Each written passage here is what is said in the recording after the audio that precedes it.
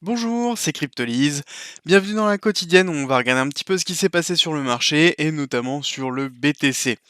Alors, avant tout, on va parler du Fear and Greed Index. On voit qu'il a remonté déjà à 45.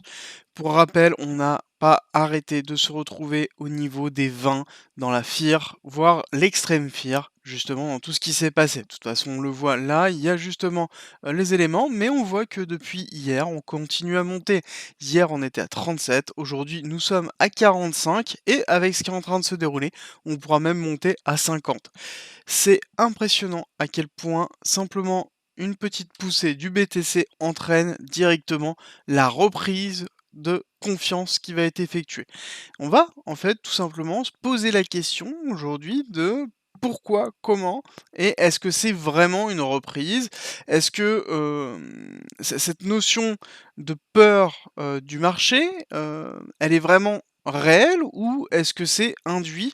Est-ce que c'est fait exprès d'avoir cette poussée-là et d'avoir cette schématique qui est en train de se faire? Donc c'est un peu la réflexion qu'on va aborder ce matin pour voir un petit peu ce qu'on peut attendre du BTC et ce qui se passe. On va faire dans un premier temps une analyse daily, ensuite on va voir les différents indicateurs qui vont rentrer dedans.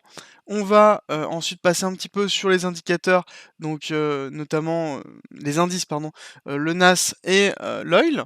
Et on reviendra sur le BTC pour faire une analyse lower time frame, histoire d'expliquer un petit peu ce qui est en train de se dérouler et ce qu'on peut attendre à l'ouverture des marchés euh, d'aujourd'hui. Voilà. Alors, au niveau de cet indicateur, déjà ce qui est important à comprendre, c'est que l'augmentation qui est liée, elle est principalement liée à ce qui est en train de se dérouler là. Je pense que vous vous en doutez, c'est simple. Nous avons fait en quelques jours, hop, elle est où? Une poussée qui est quand même conséquente. On a pris 17%, 17% en quelques jours et 17% qui est la première bougie vraiment intéressante qu'on retrouve depuis cette schématique baissière, d'accord? C'est vraiment, on a une bougie qui est quand même très conséquente et qui est beaucoup plus conséquente que là. J'ai fait samedi des analyses beaucoup plus poussées. Je vous invite à aller regarder sur notamment la schématique qui peut se passer. Mais si on regarde en semaine, on a une série de 3 bougies qui sont en train de s'annoncer. 3 bougies qui, généralement, ont tendance à rallier, une partie des personnes pour pouvoir redynamiser, justement, toutes ces schématiques-là. Donc c'est quelque chose qu'il va falloir vraiment, vraiment surveiller pour voir un petit peu ce qu'il en est. On va se poser la question, justement, de est-ce que c'est suffisant ou pas? Voilà. C'est un peu la schématique, actuelle. Est-ce que c'est suffisant ou pas? Est-ce que c'est un signe de redépart ou pas? Pour rappel, au niveau de la schématique que nous avons, en tout cas, tant qu'elle n'est pas invalidée, nous avons une vague 1, une vague 2, une vague 3 qui s'est terminée en avril 2021 avec un A, B, C, donc c'est une vague 4, le, B qui est en extension, qui est sur avec extension, donc on attend le C avec extension et on sait qu'on a une énorme poche de liquidité et un equal low qui se trouve ici, ainsi que, des zones de point of interest qui se trouvent là très intéressantes, ainsi que des gaps, qui peuvent se trouver là. On a aussi une prolongation de cette première phase de descente qui se trouve dans la vague C, qui nous donne comme target, justement, un petit peu en dessous des 25 000 $ pour une fin de vague 4. Donc globalement, on garde ça en tête dans cette schématique-là, même si on a, une remontée qui est en train de se faire, une remontée qui peut s'expliquer notamment si on va réactiver un petit peu tout ce que j'ai là, qui peut s'expliquer parce qu'on a une grosse, grosse zone, hop, on a une grosse zone de liquidité qui se trouve ici et donc on pourrait très bien aller récupérer cette zone des 45 000 avant de continuer la descente. De toute façon, dans tous les cas, on sait que ce cercle-là existe dans mes analyses depuis un certain temps, depuis qu'on est passé dessus, parce qu'on a vraiment créé une énorme zone de liquidité pour tous les shorters qui se sont faits ici. Hem, L'intérêt de la schématique que je suis en train de vous présenter, et qu'il faut, je pense, justement bien appréhender, c'est qu'il y a d'autres choses qui rentrent en compte. La première, ça va être, hop, on va remonter, on a massivement, donc ça c'est un des portefeuilles de Well que je suis, alors on va essayer de l'agrandir un tout petit peu, et on voit que depuis la descente, il n'arrête pas d'acheter du BTC. Donc globalement, par jour, c'est entre 250 et 400, je crois le plus haut qu'il a acheté, 400 BTC qui sont achetés régulièrement sous une forme de DCA basse. et on voit qu'on a une continuité d'achat qui se fait tout le temps, tout le temps, tout le temps, tout le temps et pour moi, ça reste quand même un des signes sur lequel, on est toujours dans un dip étant donné que l'achat est continuel. Voilà. Donc globalement, est-ce que cette poussée est suffisante pour vous dire que c'est la fin? Est-ce que c'est la fin du dip ou pas? Quand on regarde un petit peu le RSI où on se dit que, là, en l'occurrence, on a eu une première divergence qui s'était mise en place. On va remonter un petit peu tout ça. Hop, tac. On avait une première divergence qui s'était mise en place, justement, sur cette première poussée avec ce double top, qui s'était formé, où on avait un nouvel atterrage suivi d'un nouvel atterrage quelques, jours après. Mais on avait une divergence qui se faisait là et qui annonçait justement une possible chute. Chute qui a été validée et depuis, on est dans un RSI qui a une perte, vraiment d'envie, acheteuse. On voit qu'on a une perte de volatilité, on voit qu'on a une perte de momentum fort et du coup, on a cette bougie qui nous recrée un momentum très, très fort qu'on n'a pas eu depuis très longtemps, depuis quasiment toute cette partie-là. Pour moi, je considère que c'est un premier signe qui nous indique que, possiblement le marché est en train de se mettre en place pour préparer une hausse. Est-ce que c'est suffisant? Clairement, non. Là, pour moi, on a une schématique qui est en train de se mettre en place pour créer de la liquidité, prendre de la liquidité, pour piéger un maximum, pour aller ensuite chercher les objectifs bas. Les objectifs en bas, faut vous dire que, en termes de volumétrie de liquidité, sont énormes, d'accord? Là, en l'occurrence, les poches de liquidité qui sont créées ici sont des poches de liquidité très, très fortes, qui vont permettre justement au prix de faire un nouvel ATH et on a besoin de ces liquidités-là pour pouvoir pousser plus haut. On a globalement toutes les liquidités qui ont été, créées lors de cette poussée-là, d'accord? Donc les gens sont positionnés avec des SL qui sont ici. On a toutes les liquidités qui sont positionnées ici. On a les ordres qui se trouvent ici. Donc globalement, on a vraiment une énorme poche de liquidité qui est important d'aller continuer et qui serait toujours dans cette schématique, de double extension avec une extension basse, enfin une extension haute et une extension basse. Donc là-dessus, pour moi, on est toujours dans cette schématique-là, ça n'invalide pas. Par contre, ça nous montre que, en effet, le marché commence à se préparer à une potentielle hausse.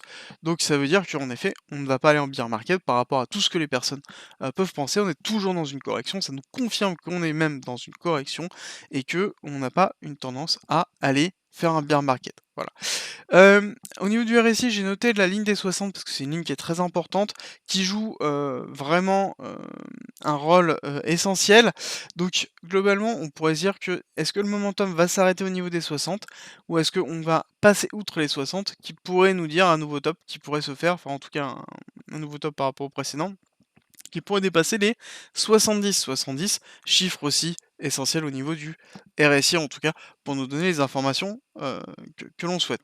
Alors, au niveau de cette schématique-là, que va-t-il se passer? En tout cas, on a parlé du BTC au niveau des whales, je vous parle souvent de l'open interest, savoir un petit peu, le max win price qui est globalement ce qui permet de contrarier le plus de personnes au niveau des options.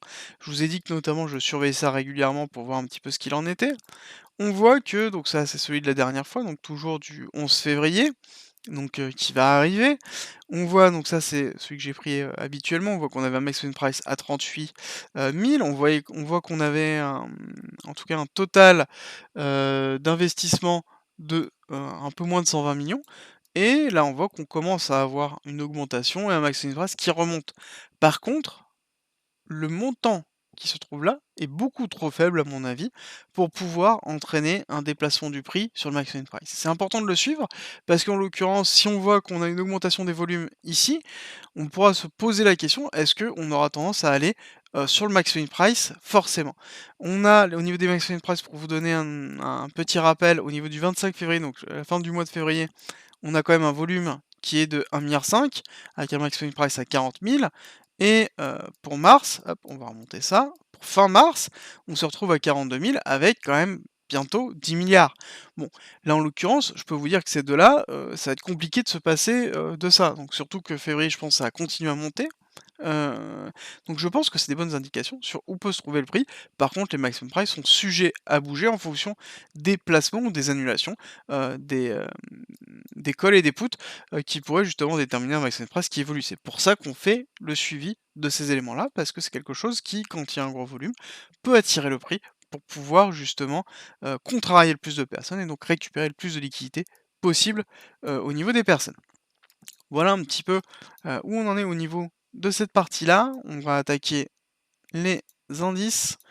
Donc on va attaquer tout de suite avec l'US Oil parce que je vous ai expliqué plusieurs fois que, notamment, il y avait une forme de corrélation entre les marchés normaux et le BTC, mais que cette corrélation n'était pas toujours, réelle.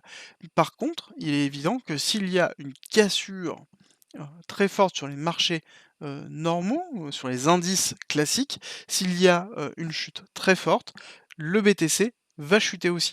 Pourquoi? Parce que tout simplement, sur les marchés classiques, si jamais on a une peur, de ce marché, on voit qu'il y a une perte de confiance qui est en train de se faire, faut vous dire que classiquement, il y aura une perte de confiance sur, les marchés à risque, comme enfin les actifs à risque comme les cryptomonnaies et donc forcément on aura une chute qui se fera. Une chute aussi qui s'explique par la construction, des actifs financiers qui sont en train de se faire, où on retrouve généralement, le BTC et les cryptomonnaies d'ordre général packagés avec, des indices beaucoup plus stables, tout simplement pour avoir une partie stable, une partie risquée et pouvoir avoir des actifs financiers construits et qui puissent justement profiter de la volatilité de l'une et de l'autre. Mais par contre, ça veut dire aussi que plus on crée des indices financiers de cette façon-là, en tout cas des actifs financiers de cette façon-là, on se retrouve avec une intriction forte, des marchés, en tout cas sur les baisses et ce sera toujours principalement sur les baisses. Quand il y a une poussée, forcément on donne de la enfin on donne en fait l'opportunité aux différents titres, heu, eux-mêmes de croître, mais à ce moment-là, ils vont avoir leur propre schématique de prix, leurs propres éléments, fondamentaux qui vont prendre le dessus. Par contre, quand il y a une baisse, en l'occurrence, la baisse, elle est pour tous quasiment. Alors, où on en est un petit peu de on va commencer par l'US Oil. Donc, indice très important parce que l'oil, joue, en tout cas, lorsque l'œil, chute, le marché se porte très mal et enfin en tout cas généralement est impacté fortement, donc ça permet de voir un petit peu où on en est. On voit qu'on a eu une énorme poussée, je vous ai déjà un petit peu expliqué la schématique qu'on avait, mais on voit qu'on a une énorme poussée et surtout on voit qu'on est allé chercher un point of interest que je vous avais noté. On est rentré dans le point of interest, on n'est pas encore allé prendre la liquidité au-dessus. Pour moi, on attend la liquidité et là, j'ai tracé un Fibonacci de continuité de hausse, d'accord? Donc tout simplement, pendant ce point-là, ce point haut et le retracement qui a été effectué, hop, d'ailleurs, hop, alors on remet bien et on voit qu'on s'est arrêté sur le niveau de Fibonacci. C'est quand même voilà, c'est juste pour vous dire, à partir du moment où on prend l'habitude de commencer à les utiliser correctement, ça nous donne vraiment des bonnes targets sur lesquelles on peut se retrouver. Donc là, on est sur le 1,272. On voit que le 382 se trouve au niveau de la liquidité forte au-dessus et on voit qu'on a le 1,618 à 100 qui se trouve au niveau du point of interest, justement qui nous intéresse énormément. La poussée qui est en train de se faire à l'heure actuelle est quand même une poussée qui est très conséquente, d'accord? On voit que on a, un cours qui s'accélère et qui est en train de s'accélérer de façon très positive. La question elle est: est-ce qu'on va bientôt casser cette zone-là?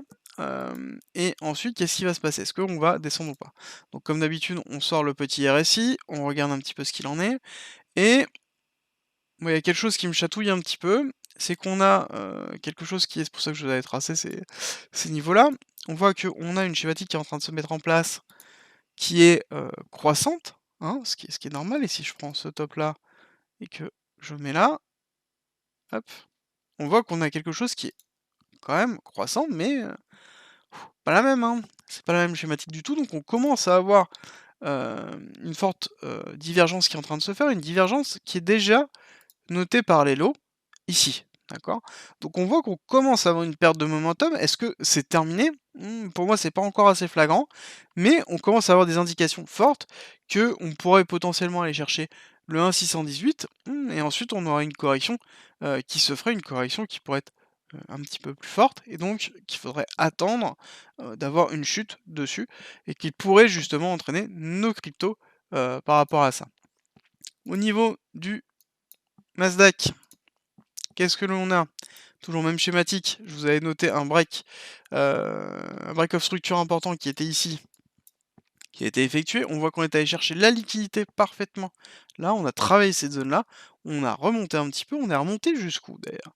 On est remonté jusqu'au 0,5 et encore une fois, hein, je vous dis voilà, les Fibonacci généralement, vraiment c'est, quelque chose qu'il faut apprendre à utiliser et qui, utilisé avec un ensemble d'autres techniques, que ce soit les order flow, que ce soit Wyckoff, que ce soit la smart money, que ce soit les structures, que ce soit la gestion de la liquidité, on a tout ça qui nous permet de pouvoir essayer de comprendre un petit peu ce que le marché nous montre et vers où il va aller. Et là, en l'occurrence, moi, il y a quelque chose qui est assez flagrant, c'est qu'on voit qu'on est arrivé sur le 0,5, on a commencé à redescendre, on a une prolongation de tendance qui est cette première impulsion baissière qui a été effectuée, on voit qu'on a le 2,618, donc c'est-à-dire l'extension du 1,618, donc 1,618 chiffre, enfin nombre d'or, en tout cas de la suite, enfin le nombre d'or est donc essentiel dans la suite de Fibonacci et on voit qu'on a son extension, donc le 2,618 qui est dans les 13 000 et qu'on voit qu'on a une zone de liquidité forte, un order block très fort ici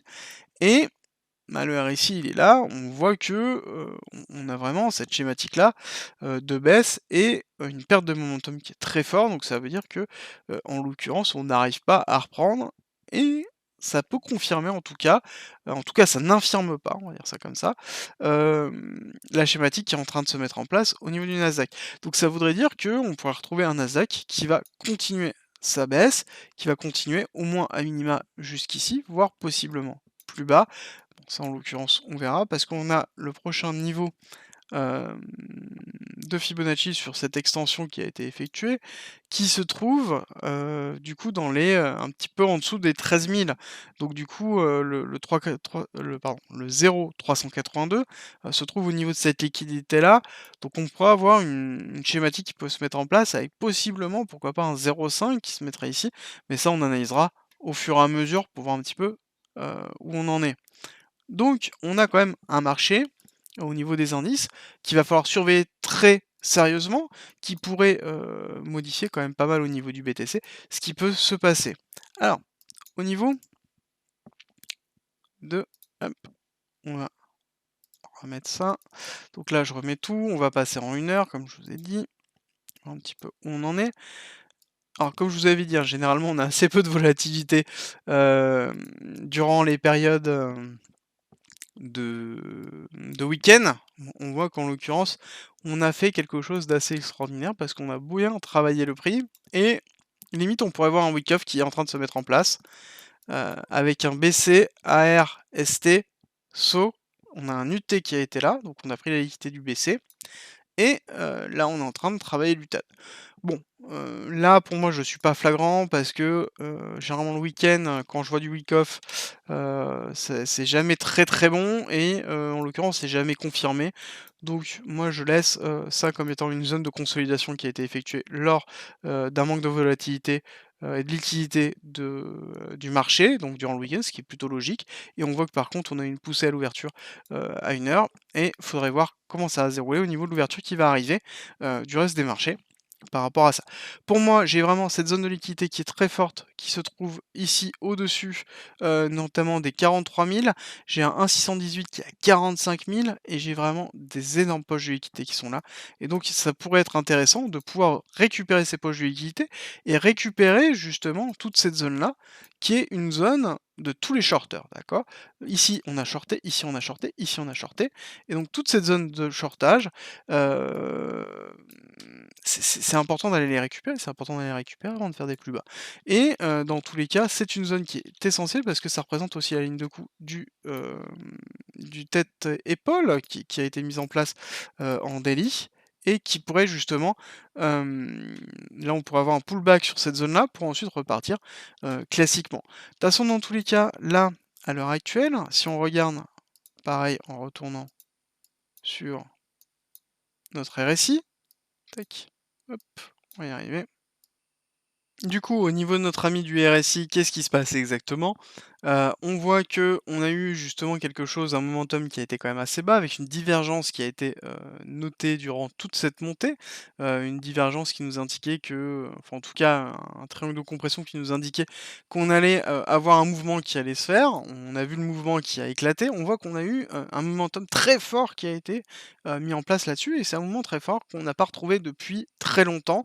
Depuis, globalement la fin de l'année dernière et on voit qu'on a eu cette perte de momentum durant, tout simplement ce week-end, bon ce qui est logique, ce qui s'explique clairement et on voit qu'on a un retour là-dessus. Ce qu'il va falloir vraiment suivre, c'est est-ce que durant cette montée-là, on va avoir des signaux sur, une possible divergence qui va se mettre en place, qui pourrait être annonciatrice d'une baisse?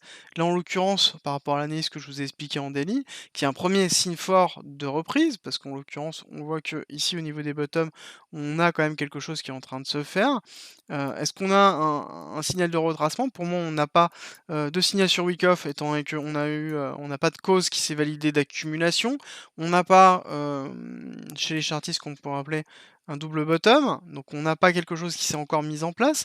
Pour moi, il faudrait aller retester cette zone-là minima et donc du coup, on se retrouverait potentiellement sur une schématique de week off d'accumulation et de double bottom, mais de toute façon, vous connaissez un petit peu ma schématique. Pour moi, la liquidité en bas, elle est quand même très forte. Ça me validerait l'extension de la 4.